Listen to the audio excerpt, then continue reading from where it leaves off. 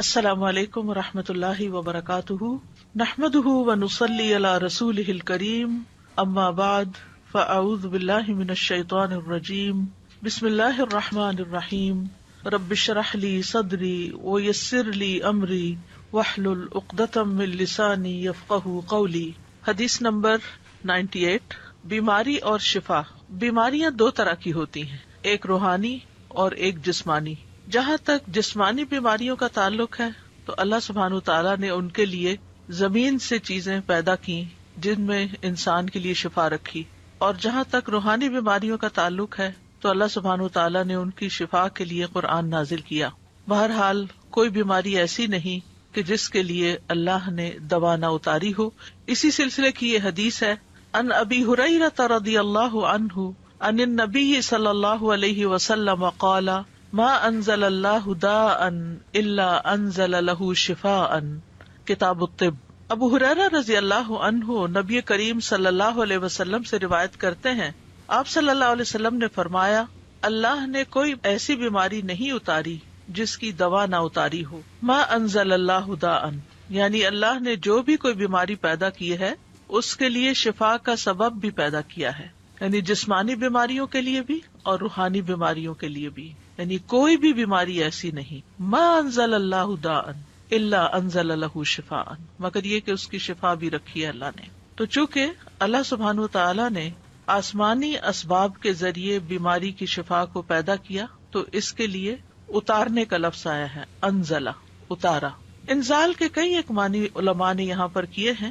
ایک قول یہ ہے کہ اس کے اتارنے سے مراد یہ ہے کہ اللہ نے اپنے بندوں کو اس کے متعلق آگاہ کیا ہے، یعنی خبردار کیا ہے، بتایا ہے۔ ایک اور قول یہ ہے کہ رسول اللہ صلی اللہ علیہ وسلم نے ہر بیماری اور اس کے علاج کے متعلق عمومی طور پر خبر دی ہے، یعنی بیماری بھی ہے، اس کی بھی خبر دی، اور علاج بھی ہے۔ ایک قول یہ بھی ہے کہ ان دونوں کے اتارنے سے مراد ان کو پیدا کرنا ہے اور ان کا زمین میں رکھ دینا ہے، یعنی جیسا کہ حدیث میں اس خبر کی طرف اشارہ ہے کہ اللہ نے جو بیماری رکھی اس کے لیے علاج بھی رکھا، یعنی زمین پر رکھا۔ اور ایک اور قول یہ ہے کہ ان دونوں کے اتارنے سے ان کا فرشتوں کے ذریعے اتارنا مراد ہے، وہ فرشتے جو انسانی مخلوق کے نظام کے ساتھ مقرر کیے گئے ہیں۔ تو بیماری اور اس کا علاج فرشتوں کے ساتھ نازل کیا جاتا ہے۔ اور ایک قول یہ بھی ہے کہ اکثر بیماریاں اور ان کے علاج بارشوں کے اتارنے کے ذریعے سے ہوتے ہیں، جن سے غذائیں اور دوائیں اور دیگر چیزیں پیدا ہوتی ہیں۔ یعنی بارش اترتی ہے تو زمین بہت کچھ اگاتی ہے، تو پھر اس میں بعض اوقات کچھ زمینیں ایسی ہوتی ہیں یا کوڑے کے ڈھیر ایسے ہوتے ہیں کہ جن پہ بارش پڑتی ہے تو وہاں سے جراثیم پیدا ہو کر بھی فضا میں پھیلتے ہیں، وہ بھی بیماریوں کا سبب بنتے ہیں۔ اسی طرح اچھی زمینوں پر جب بارش پڑتی ہے تو اچھی غذائیں پیدا ہوتی ہیں جو بندوں کو صحت مند رکھنے میں کام آتی ہیں، اور انہی میں پھر جنگلوں کے اندر ایسی جڑی بوٹیاں پیدا ہوتی ہیں کہ جن سے علاج کیا جاتا ہے۔ تو بہرحال دونوں چیزیں مقدر ہیں، اللہ کی تقدیر میں سے ہیں، اور یہ اللہ سبحانہ وتعالیٰ کی مخلوق پر ایک مکمل مہربانی ہے کہ اگر اللہ تعالیٰ نے انسان کو بیماری کے ذریعے آزمایا ہے تو اس کے علاج کے لیے یا حل کے لیے اللہ نے دوائیں بھی پیدا کی ہیں۔ جیسے انسان اگر گناہ کے ذریعے آزمایا جاتا ہے، یعنی نفس کے کسی شر کی وجہ سے یا شیطان کی وجہ سے وہ آزمائش میں ہے، تو اللہ سبحانہ وتعالیٰ نے ایسے اعمال بھی بتائے ہیں کہ جو گناہوں کو مٹانے کا سبب بنتے ہیں، جیسے استغفار وغیرہ ہے۔ اسی طرح ایک اور حدیث سے ہمیں یہ بھی پتہ چلتا ہے کہ سال میں ایک رات وبا اترتی ہے، اور یہ صحیح مسلم کی روایت ہے۔ نبی صلی اللہ علیہ وسلم نے فرمایا کہ برتن ڈھانپ دیا کرو اور مشکیزوں کے منہ باندھ دیا کرو، کیونکہ سال میں ایک رات ایسی بھی آتی ہے جس میں وبائیں اترتی ہیں اللہ کے اذن کے ساتھ، اور وہ ایسے برتن پر جسے ڈھانپا نہ گیا ہو یا وہ مشکیزہ جس کا منہ نہ باندھا گیا ہو اس پر سے گزرتی ہیں تو اس میں وہ داخل ہو جاتی ہیں۔ مثلاً پینے کی کوئی چیز رکھی ہوئی ہے، رات بھر ننگی رہی ہے اور اس میں وہ وبا داخل ہو چکی ہے، بیماری داخل ہو چکی ہے، اور صبح ہم اٹھتے ہیں اور بغیر بسم اللہ پڑھے اس کو پی جاتے ہیں تو بیماری جسم کے اندر چلی جاتی۔ پھر ایک بندے کے اندر جراثیم آتے ہیں تو وہاں سے وہ دوسرے کو لگ جاتے ہیں، تیسرے کو لگ جاتے ہیں، اور پھر وہ بیماری بہت سو تک پھیل جاتی ہے۔ تو بہرحال بیماری بھی اللہ کے اذن سے ہی آتی ہے، اور ہمیں اس معاملے میں احتیاط بھی کرنے کی ضرورت ہے، اور دوا اور علاج کی بھی ضرورت ہے۔ تو دا کا مطلب ہے حسی بیماری، اور جسمانی بیماری اور روحانی بیماری، یعنی بیماریاں دونوں طرح کی ہوتی ہیں۔ اور دونوں طرح کی بیماریوں کے لیے علاج کرانا ضروری ہے. یعنی بعض اوقات ہم جسمانی بیماریوں کے لیے تو علاج کر لیتے ہیں، لیکن اگر کسی کو کوئی روحانی بیماری ہے تو اس کا علاج نہیں کرتے اور اس کو ہم بیماری نہیں سمجھتے. بعض اوقات جن بھوت کا اثر سمجھتے ہیں، بعض اوقات دوسرے کو کہتے ہیں ایسے ہی بہانے بنا رہا ہے، لیکن اس کو سنجیدگی سے نہیں لیتے اور اس کا پراپر علاج نہیں کرتے. اسی طرح یہ ہے کہ انسان کا دل بھی بیمار ہوتا ہے، یعنی جو روحانی بیماریاں ہیں یا قلبی بیماریاں ہیں ان میں انسان کا دل بھی بیمار ہوتا ہے، اور دل کی بیماری دل کا ٹیڑھا ہونا ہے، اور اس کو اللہ کے دین کی طرف لانا ہی اس کو معتدل کرنا ہے اور اس کا علاج ہے. تو دلوں کا علاج اللہ کی کتاب اور اس کے رسول صلی اللہ علیہ وسلم کی سنت کی طرف لوٹنا ہے. جیسا کہ اللہ عز و جل کا فرمان ہے، یا ایھا الناس قد جاءتکم موعظۃ من ربکم وشفاء لما فی الصدور وہدی ورحمۃ للمؤمنین. اے لوگو، بے شک تمہارے پاس تمہارے رب کی طرف سے عظیم نصیحت اور اس کے لیے سراسر شفا جو سینوں میں ہے، یعنی سینوں میں دل ہے اور دل کے اندر جو بھی تکلیف ہے، اور ایمان والوں کے لیے سراسر ہدایت اور رحمت آئی ہے.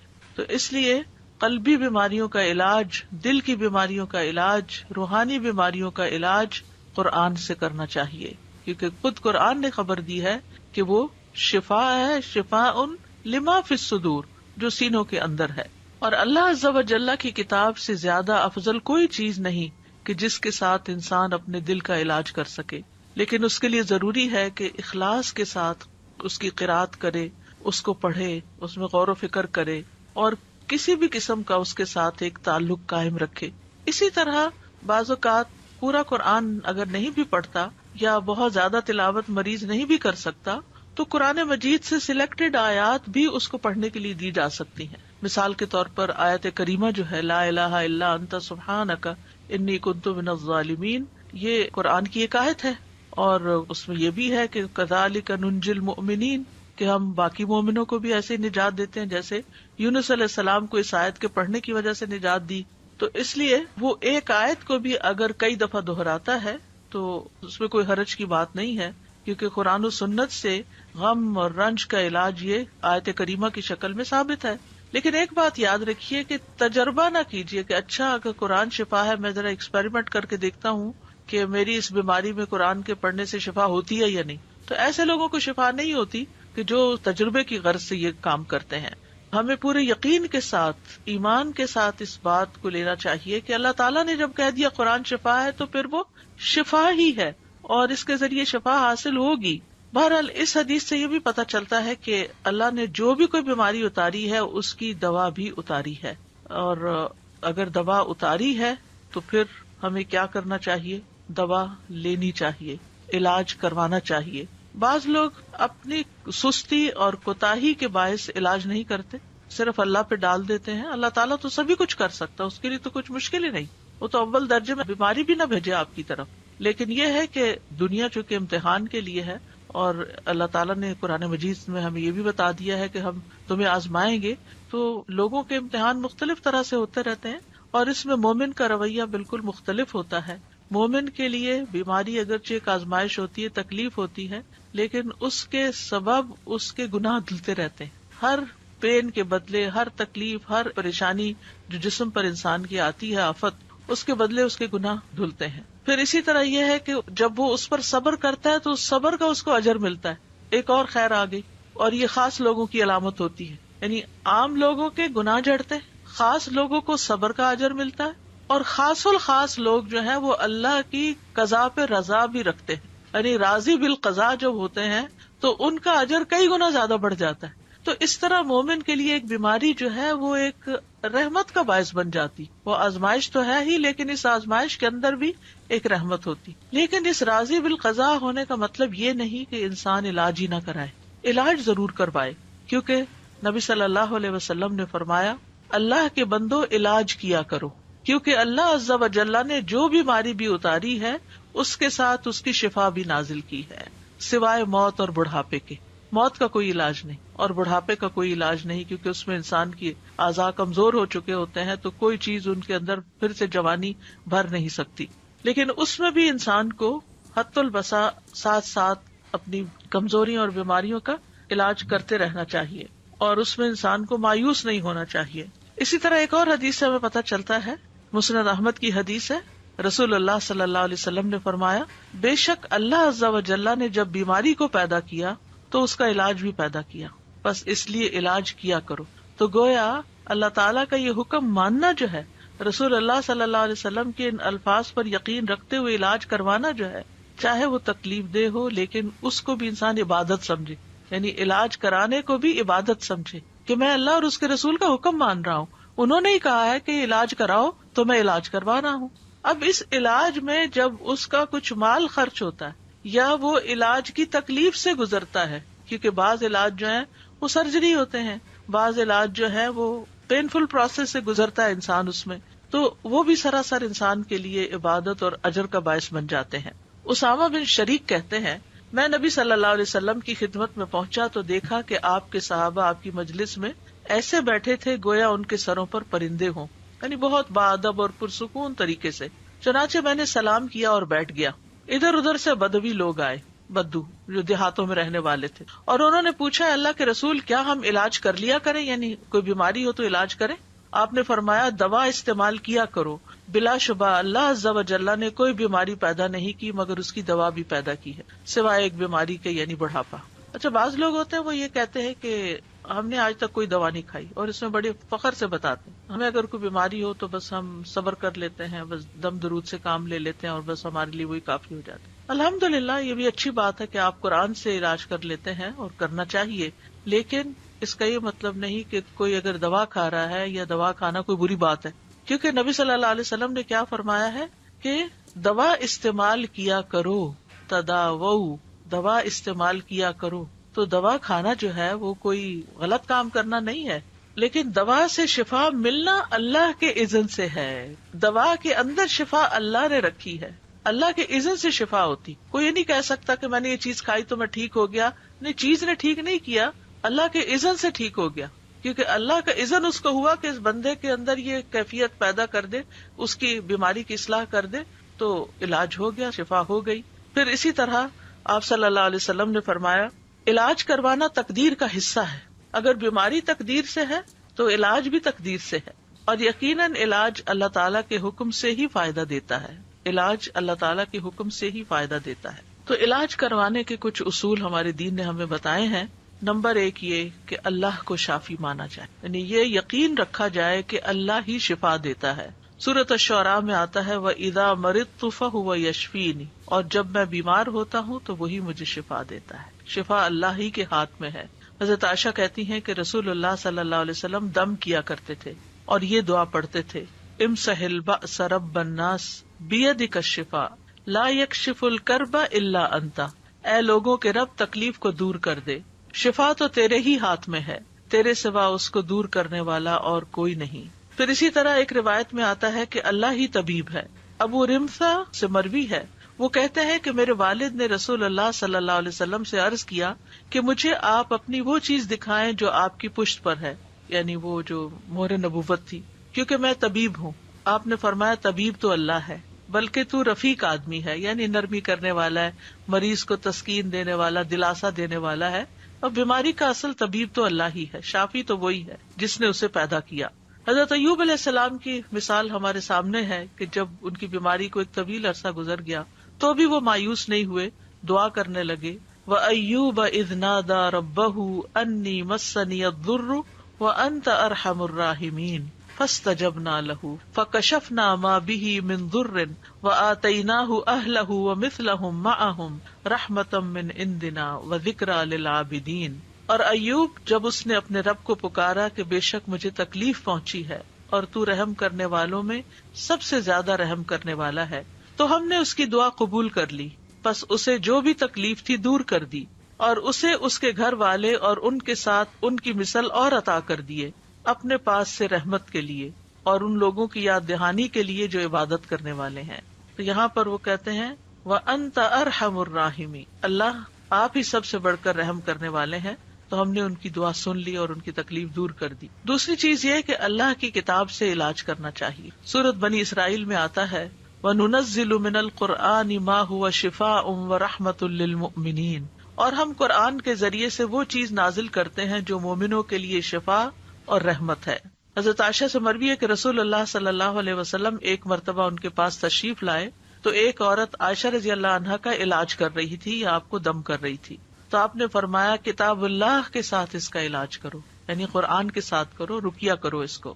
اسی طرح سنت سے علاج، انبیاء علیہ السلام کو قلبی اور روحانی ادویات دی گئی تھی۔ ابن قیم کہتے ہیں کہ وہ وہی جو اللہ تعالیٰ اپنے نبیوں کو کرتا ہے اس میں ایسی چیز ہوتی ہے جو لوگوں کو فائدہ دیتی ہے، یعنی وہی کے ذریعے علاج ہوتا ہے، اور اس میں وہ دوائیاں بھی ہوتی ہیں جو بیماریوں سے شفا دیتی، اور وہ ایسی چیزیں ہوتی ہیں، وہ بعض غذائیں ایسی ہوتی ہیں کہ جن کی طرف بڑے بڑے ڈاکٹروں کی عقل نہیں پہنچ سکتی، اور ان دوائیوں تک ان کے علوم، تجربات اور قیاسات پہنچ نہیں سکتے، اور یہ دوائیاں قلبی اور روحانی ہوتی ہیں۔ تو ایک بات ہمیں یاد رکھنی چاہیے کہ انسان صرف مادی جسم سے نہیں بنا، یعنی صرف مادہ نہیں ہے، صرف میٹر نہیں، اس کے اندر روح ہے۔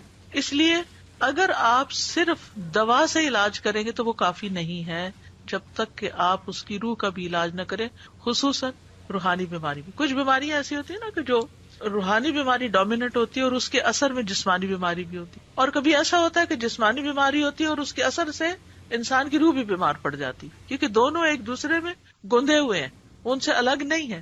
ایک کو کوئی تکلیف پہنچے گی تو دوسرا اس سے متاثر ہوگا۔ تو اس لیے بہت ضروری ہے کہ انسان دونوں طرح کے علاج کرے، یعنی ایک طرف دوا کھائے اور دوسری طرف دعا کرے اور دم کرے اور قرآن پڑھے، تاکہ انسان مکمل شفا یاب ہو جائے۔ کیونکہ بندہ جب تک اللہ کے ذکر میں مصروف رہتا ہے تو شیطان کے حملوں سے محفوظ ہوتا ہے اور ایک مضبوط قلعے میں ہوتا ہے۔ تیسری چیز ہے طب نبوی سے علاج۔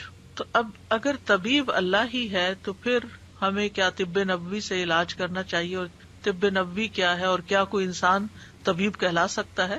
انسان طبیب کہلا سکتا ہے، لیکن اللہ الطبیب ہے، یعنی جیسے انسان کو بھی کریم کہہ سکتے ہیں لیکن اللہ الکریم ہے۔ تو طب نبوی سے علاج میں حجامہ کروانا، پچھنے لگوانا۔ آپ صلی اللہ علیہ وسلم نے فرمایا اگر تمہاری دواؤں میں سے کسی میں بھلائی ہے تو پچھنا لگوانے یا شہد پینے اور آگ سے داغنے میں ہے، اگر وہ مرض کے مطابق ہو، یعنی بیماری کے مطابق پچھنا لگے یا آگ سے داغ لگے۔ اور میں آگ سے داغنے کو پسند نہیں کرتا۔ ایک تو یہ کہ تکلیف دہ علاج ہے بہت، یعنی انسان کو کسی گرم سلاخ سے داغنا یا کسی بھی طرح کی ایسی کوئی چیز لگانا کہ جس میں آگ ہو، تو اس لیے آپ اس کو پسند نہیں کرتے تھے۔ لیکن آخری چارہ کار کے طور پر اگر کوئی بیماری کسی بھی طرح ٹھیک نہ ہوتی تو اس صورت میں ایسا علاج کیا جا سکتا، اور ہو سکتا ہے کہ اسی کے اندر ہی پھر جو الیکٹرک شاکس وغیرہ دیے جاتے ہیں وہ بھی اس میں شامل ہوں، اللہ عالم۔ پھر اسی طرح کلونجی سے علاج، رسول اللہ صلی اللہ علیہ وسلم نے فرمایا کلونجی کے دانوں میں موت کے علاوہ ہر بیماری کے لیے شفا ہے۔ اگر کلونجی کے تیل پر شرعی دم کر کے مریض کے متاثرہ حصوں پر وہ تیل لگایا جائے اور کلونجی کے دانے جو ہیں وہ کھلائے جائیں تو حدیث میں کیا آتا ہے کہ موت کے علاوہ ہر بیماری کا علاج ہے۔ تو اس لیے ہر گھر میں کلونجی کے دانے بھی ہونے چاہیے اور اس کا تیل بھی ہونا چاہیے۔ اور اس میں یہ ہے کہ اگر جیسے آج کل کورونا کی بیماری ہے تو اس میں 2 کام کیے جا سکتے ہیں۔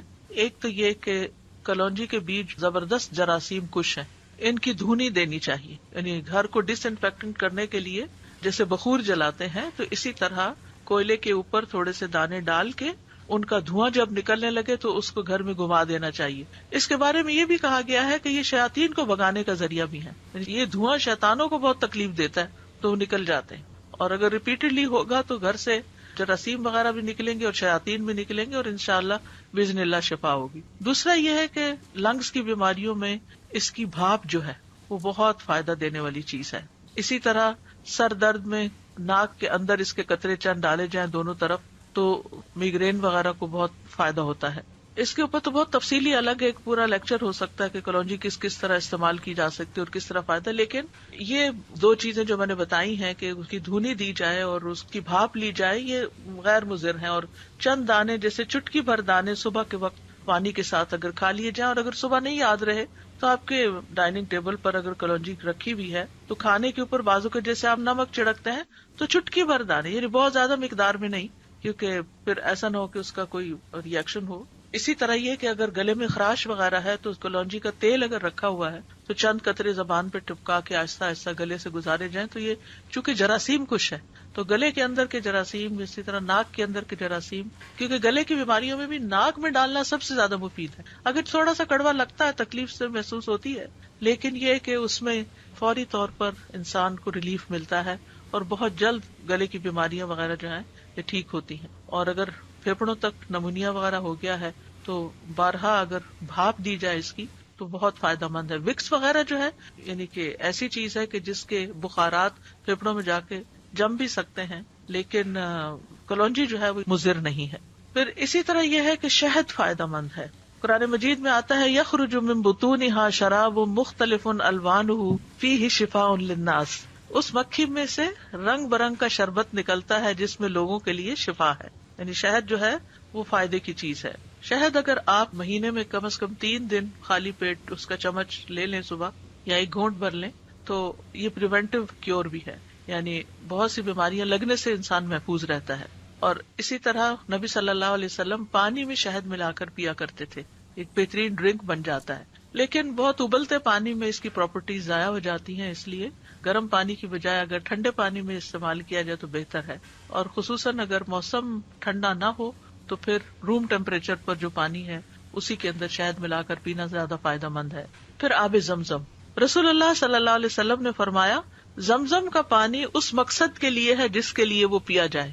اگر آپ شفا کی نیت سے پیئیں گے تو شفا ہے، غذا کی نیت سے پیئیں گے تو غذا ہے، پیاس بجھانے کی نیت سے پیئیں گے تو پیاس بجھے گی انشاءاللہ. پھر اسی طرح عود ہندی یعنی جس سے کست الہندی کہتے ہیں اس میں بھی شفا ہے. صحیح بخاری کی روایت ہے، ام قیس رضی اللہ عنہا سے مروی ہے، وہ کہتی ہیں کہ میں اپنے ایک لڑکے کو لے کر رسول اللہ صلی اللہ علیہ وسلم کی خدمت میں حاضر ہوئی. میں نے اس کا حلق دبایا تھا چونکہ اس کو گلے کی بیماری ہو گئی تھی. تو آپ نے فرمایا تم اپنے بچوں کو انگلی سے حلق دبا کر کیوں تکلیف دیتی ہو؟ ہمارے یہاں بھی جو ٹریڈیشنل میتھڈ ہے گلے چڑھانے کا، اس میں نمک یا اسی طرح کی کسی چیز کے ساتھ انگلی کے ساتھ گلے اوپر کو اٹھا کے دبا دیتے ہیں ان کا انفیکشن دور کرنے کے لیے. تو آپ صلی اللہ علیہ وسلم نے اسے منع کیا اور فرمایا یہ عود ہندی لو، اس میں 7 بیماریوں کی شفا ہے. سبحان اللہ. ان میں ایک ذات الجم پسلی کا ورم بھی ہے یعنی نمونیا بھی ہے. تو آج کل کورونا وائرس میں جیسے پھیپھڑوں پر ہی سارا اثر چلا جاتا ہے، بیماری زیادہ تکلیف دہ ہو جاتی ہے، تو اس میں کست الہندی جو ہے اور کست البحری یہ فائدہ مند ہے. اگر حلق کی بیماری ہو تو اس کو ناک میں ڈالو، اور اگر ذات الجنب ہو یعنی نمونیا ہو، ذات الجنب عربی میں کہتے ہیں اس کو، تو حلق میں ڈالو یعنی اس کو پیو. اور اس کے لیے بھی یہ ہے کہ گرم پانی میں اگر تھوڑی دیر کے لیے اس کو بھگو کے رکھ دیا جائے، ایک چھوٹی چمچ جو ہے اس کو 1 کپ پانی میں، اور پھر جب وہ اچھی طرح اس کے پانی میں اثرات آ جائیں تو اس کو چائے کی طرح سپ سپ کر کے یا قہوے کی طرح پی لیا جائے تو یہ بھی بہت جلد فائدہ دیتی ہے. جہاں یہ مسنون علاج ہے، طب نبوی ہے، یعنی علاج کرنے کا کہا گیا ہے، وہاں یہ ہے کہ ممنوع علاج سے بھی بچنا چاہیے. اور ممنوع علاج کیا ہے؟ غیر شرعی اور شرکیہ طریقے سے علاج، یعنی شرکیہ دم یا تعویذ وغیرہ. عبداللہ بن مسعود اپنی بیوی کے پاس داخل ہوئے تو دیکھا کہ اس نے خسرہ کی بیماری کی وجہ سے تعویذ پہنا ہوا تھا. ان کی وائف نے تعویذ لٹکایا ہوا تھا خسرہ کی بیماری سے نکلنے کے لیے. تو آپ نے اسے سختی سے کاٹ دیا اور کہا بے شک عبداللہ کی آل شرک سے بیزار ہے. اور کہا ہم نے رسول اللہ صلی اللہ علیہ وسلم سے یہ بات بھی یاد کی ہے کہ بلا شبہ جھاڑ پھونک، تعویذ اور حب کے اعمال شرک ہیں. یہاں پر اس کا یہ مطلب نہیں کہ دم کرنا منع ہے یا رقیہ منع ہے، شرکیہ جھاڑ پھونک منع ہے. یعنی ان الرقا والتمائم والطولہ شرکن، یعنی اس سے مراد وہ کلمات ہیں جو حرام ہیں، لیکن دوسری طرف جائز اور شرعی دم بھی ہیں. عوف بن مالک کہتے ہیں ہم زمانے جاہلیت میں دم کیا کرتے تھے. ہم نے عرض کیا اللہ کے رسول اس کے بارے میں آپ کا کیا خیال ہے؟ آپ نے فرمایا اپنے دم کے کلمات میرے سامنے پیش کرو، دم میں کوئی حرج نہیں جب تک اس میں شرک نہ ہو. اچھا، یہ جو بات ہے نا کہ لا بأس بالرقى ما لم يكن فيه شرک، اب یہ قرآن کی آیات تو نہیں تھی نا دور جاہلیت میں. تو آپ نے پوچھا کہ مجھے دکھاؤ کہ کون سا دم کرتے تھے، بتاؤ مجھے. آپ نے فرمایا کہ اگر شرکی الفاظ نہیں تو دم ٹھیک ہے. اس سے ایک بڑی اہم بات پتہ چلتی ہے. بعض لوگ اس بات میں بہت فس کریٹ کر دیتے ہیں کہ یہ کوئی مسنون طریقہ نہیں دم کا، اور آپ کو یہ کس نے کہا کہ یہ آیت 10 دفعہ پڑھ کے دم کریں تو ٹھیک ہو جائیں گے. تو آیت پڑھنے میں تو کوئی حرج ہی نہیں ہے. یعنی جیسے کسی کو منزل نام کی کتابچہ بھی ہوتا ہے، یا اسی طرح رقیہ جس میں قرآن کی مختلف آیات اکٹھی کی گئی ہیں، ان کو جب پڑھا جاتا ہے تو لوگ پوچھنا شروع ہو جاتے ہیں یہ کہاں لکھا ہوا ہے کہ یہ آیت بھی پڑھی جائے اور یہ آیت بھی پڑھی جائے. تو اس موقع پر یہ حدیث یاد کر لی جائے کہ اگر کوئی شرکیہ چیز نہیں ہے اور قرآن تو قرآن ہے، اس میں تو سوال ہی پیدا نہیں ہوتا، لیکن عام جب ہم دعائیں کرتے ہیں تو ان میں بھی اگر کوئی شرکیہ طریقہ نہیں ہے تو وہ دعا بھی فائدہ دے گی انشاءاللہ، اور مسنون دم بھی، اور قرآن پاک کی آیات پڑھ کر دم کرنا وہ بھی فائدہ دے گا. بعض لوگوں کو اللہ سبحانہ تعالیٰ نے بہت حکمت دی ہوتی ہے اور وہ قرآن کی آیات سے ایسے میننگ نکال لیتے ہیں کہ جس سے واقعی لوگوں کو فائدہ بھی پہنچتا ہے. اس میں ایک ویب سائٹ ہے رقیہ ان لنڈن، اس ویب سائٹ پر مختلف طرح کے دم ریکارڈ کیے گئے ہیں جو کہ کافی مفید ہیں. مثال کے طور پر اگر کسی کے پاؤں میں کوئی تکلیف ہے تو انہوں نے کیا کیا ہے کہ پاؤں سے متعلق جو آیات ہیں ان کو اکٹھا کر کے ان کو ایک رقیہ بنا دیا. اسی طرح اگر دل میں کوئی تکلیف ہے تو دل کی آیات، یا اسی طرح اور جن اعضاء سے متعلق کوئی تکلیف ہے تو اس سے ملتے جلتے آیات جو ہیں وہ اکٹھی کر کے ان کا رقیہ بنا دیا گیا. تو اس میں کوئی حرج کی بات نہیں ہے، اس میں کوئی لڑائی جھگڑے اور بحث مباحثے کی بات نہیں ہے کہ کیا نبی صلی اللہ علیہ وسلم ایسا کیا کرتے تھے. نبی صلی اللہ علیہ وسلم نے ہر چیز نہیں کی، کیونکہ آپ نے اصول دے دیے ہمیں. کچھ چیزیں تو آپ نے کی ہیں، وہ تو ہمارے لیے بہت ہی اوتھینٹک اور یقینی چیزیں ہیں، لیکن کچھ چیزیں ایسی بھی ہیں کہ جو آپ نے ان کی حدود بتا دی ہیں. جیسے اس حدیث میں حد بتا دی کہ تم میرے سامنے اپنے دم کے کلمات پیش کرو، یعنی وہ دم جو دور جاہلیت میں تم کرتے تھے، اگر وہ فائدہ مند تھا تمہارے لیے تو آج بھی اس کو استعمال کر سکتے ہو. فرمایا کہ دم میں کوئی حرج نہیں جب تک اس میں شرک نہ ہو.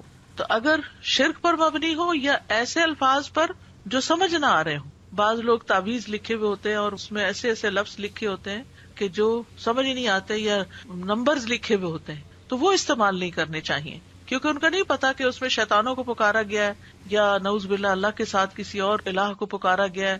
تو ایسی چیزوں سے انسان کو دور رہنا چاہیے. جہاں تک قرآن اور اذکار اور جائز دعاؤں کے ساتھ دم کرنا ہے تو ان میں کوئی حرج کی بات نہیں ہے. اور اسی طرح اللہ کے کلام، یعنی پچھلی ایک حدیث میں عبداللہ بن مسعود والی میں نے کہ جھاڑ پھونک منع ہے، لیکن اللہ کے کلام کے ساتھ پھونک مار کر دم کرنا جائز ہے. مثلاً سورۃ فاتحہ پڑھ کر پھونک ماری جا سکتی ہے. رات کو سوتے وقت جب آپ آیت الکرسی پڑھتے ہیں تو چاروں کونوں میں آپ پھونک ماریں، وہ بھی ایک حفاظت کی چیز ہے. اسی طرح نبی صلی اللہ علیہ وسلم اپنے ہاتھوں میں معوذتین اور قل ھو اللہ پڑھ کر دم کرتے تھے، اور رات کو جہاں جہاں تک آپ کا ہاتھ جاتا تھا خود اپنے اوپر دم کرتے تھے اور اپنے آپ کو جھاڑتے تھے. حضرت عائشہ کہتی ہیں کہ نبی صلی اللہ علیہ وسلم اپنی مرض وفات میں خود پر معوذات پڑھ کر دم کرتے تھے. پھر جب آپ زیادہ بیمار ہو گئے تو میں یہ صورتیں پڑھ کر آپ کو دم کرتی تھی، اور برکت کے لیے آپ کا ہی ہاتھ آپ کے جسم پر پھیرتی تھی، یعنی اپنا ہاتھ نہیں پھیرتی تھی، آپ کا ہاتھ پھیرتی. تو اس سے پتا چلتا ہے کہ ہاتھ پھیر کر جھاڑنا مریض کو اور دم کرنا جو ہے یہ جائز ہے.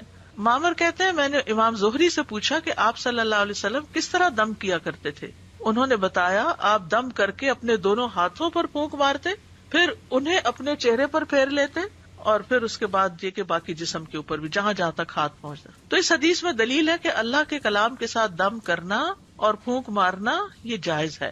اور نووی کہتے ہیں کہ اس میں دلیل ہے کہ دم میں لعاب ملی پھونک مارنا مستحب ہے، اس کو جھاڑنا کہتے ہیں، یعنی اس طرح پھونک مارنا کے بیچ میں سے منہ سے ڈراپلیٹس بھی تھوڑی تھوڑی نکلے. اور حب کے اعمال کیا ہوتے ہیں عبداللہ بن مسعود کی حدیث میں جس سے منع کیا گیا ہے، یہ اصل میں جادو کی ایک قسم ہوتی ہے. اس کے ذریعے سے عورت کو اپنے شوہر کا محبوب بنایا جاتا ہے یا شوہر کو اپنی بیوی کا محبوب بنایا جاتا ہے. تو یہ درست نہیں ہے، یعنی ایسے کوئی کلام لینا یا ایسی چیزیں لینا کہ جس سے اس طرح کی چیز کی جائے کہ شوہر کی ساری توجہ میری طرف ہو جائے، جیسے سوکنے وغیرہ ہوتی ہیں یا اور، تو یہ طریقہ درست نہیں. رسول اللہ صلی اللہ علیہ وسلم نے فرمایا جس نے حرام چیز کے ساتھ علاج کیا اللہ اس کے لیے اس میں شفا نہیں بنائے گا. اس لیے شراب یا شراب سے بنی ہوئی چیزیں جو ہیں ان سے علاج نہیں کرنا چاہیے. حرام ادویات کا استعمال بھی نہیں ہونا چاہیے، آپ نے اس سے منع کیا ہے کہ وہ علاج نہیں بیماری ہے. یہ جو دم وغیرہ بتائے ہیں میں نے، اس کے لیے ویب سائٹ پر آن لائن آرڈرز پلیس کر سکتے ہیں. آیات شفا جو ہیں پرنٹڈ شکل میں موجود ہیں اور بک سٹور پر بھی موجود ہیں. الہدا کے جہاں بھی برانچز ہیں، چاہے کینیڈا میں ہے یا لندن میں ہے یا یو ایس میں ہے یا پاکستان میں جو مختلف شہروں میں ہے، ان سب جگہوں پر یہ پروڈکٹس جو ہوتی ہیں وہ اویلیبل ہوتی ہیں، اور ویب سائٹ کے اوپر بھی اس طرح کی چیزیں موجود ہیں. تو جو لوگ آج کل بیماری کے لیے پریشان ہیں، اور ویسے بھی بیماری صرف آج کل ہی تو نہیں آئی، بیماری تو ہمیشہ ہی دنیا میں موجود رہی ہے، تو پریونٹیو میتھڈز بھی استعمال کرنے چاہیے، اور اس کے ساتھ اگر کوئی بیمار ہو جائے تو ان مسنون چیزوں سے علاج کرنا چاہیے. اور یہ مسنون چیزیں جو ہر گھر میں موجود ہونی چاہیے. تھوڑا سا بھی اگر بیماری کا آغاز ہوا ہے تو فوراً ہی اس کو پکڑ لیا جائے.